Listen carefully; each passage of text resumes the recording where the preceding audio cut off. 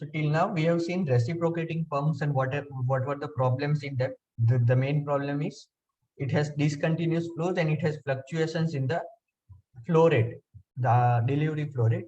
So one of the solution was we can use multiple pumps or multiple cylinders, but the more practical solution can be we can use air vessels, and air vessels have air and partly liquid filled in them, and the liquid is same as the working liquid, that is the water in it. So how are they going to work? I'll explain them.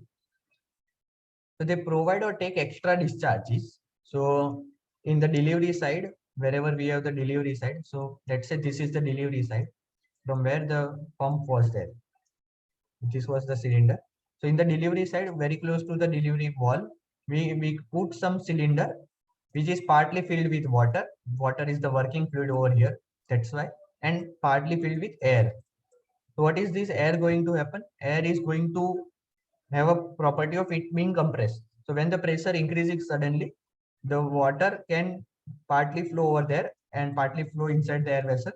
Air can easily compress, and when there is a suction stroke, the delivery wall is closed, and there is no delivery of water ideally. But as air has been compressed over there, so that air can again push back the liquid water in the delivery side. So in that case, we'll have delivery even though we have delivery wall closed. So that air is acting as some damper, and the air pressure is maintained such that when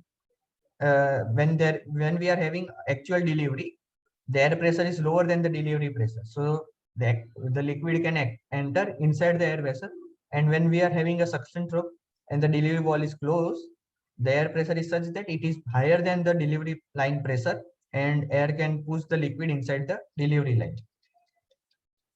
So what it is going to take away the extra discharge, and so it will provide water or provide delivery when delivery is less than the mean flow rate, and it will take away the discharge when the discharge is more than the mean discharge. And we can say similarly write the things for pressure. The pressure is such that if it is going to have a lesser pressure than the mean pressure in the delivery line, it will take in the discharge, or the discharge will go to the air vessel. And when the pressure is higher than the mean pressure in the delivery line, it is going to give away the water from the delivery vessel or air vessel to the delivery line. Okay, we had the diagram over here.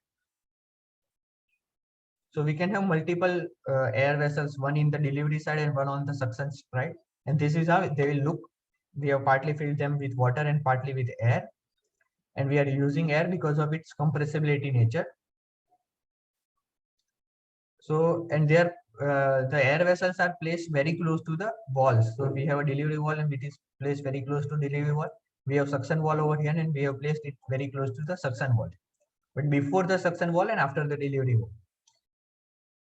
So at suction, we know that acceleration was happening and extra flow rate was given by AV1 by half and enter for other half. So we know that for half of the, so AV1 means air vessel 1 and AV2 means air vessel 2. So extra flow rate was given by first air vessel for half of the cycle, and for other half, the extra flow rate or extra discharge was absorbed by the air vessel 1. And similarly, air vessel 2 also gives extra discharge in half of the cycle and takes or absorbs the discharge for other half. So I have explained this earlier clearly. So must have small fluid in air vessel as working fluid, that I have explained. And Q mean remains always. So by this we are ensuring that the flow rate is remaining constant. We are having less fluctuations with respect to flow rate when we are using the air vessel. So flow rate fluctuations have reduced, and the lowest pressure. So earlier the lowest pressure was A dash as per the, sorry. So we had this.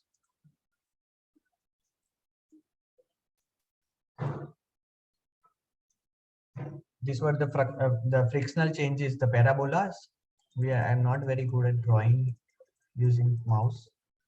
But these were the minimum points of pressure earlier because of acceleration changes. But now the acceleration has reduced because the acceleration was going to depend on the length of the pipe, and hence here the length is going to reduce because the length is now only a small length, this much.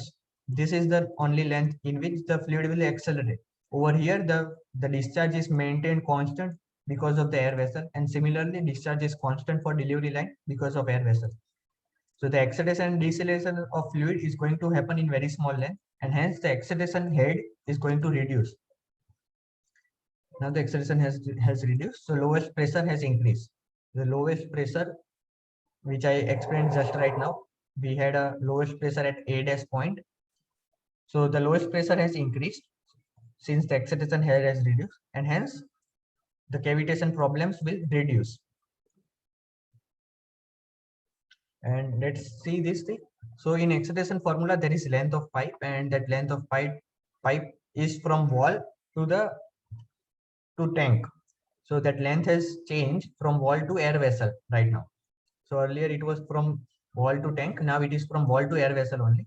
So we reduce the length from length from air vessel to wall, and hence we can play around with the acceleration head required, and hence we can play around with the pressure head. And the length has reduced, the pressure head by acceleration has reduced. Cavitation problem we can run. So now we can run the pump at higher speed, that is at higher omega, because we have reduced the length, so we can increase the speed, or we can have a larger crank angle. But that are not a practical thing. The practical thing is we can run the pump at higher speeds. So that's the gain. And we can reduction in power consumption. So how the amount of fluid that needs to be acceleration has reduced, because we are accelerating the fluid in a smaller length. So we have to take into consideration that smaller length, smaller pressure requirements.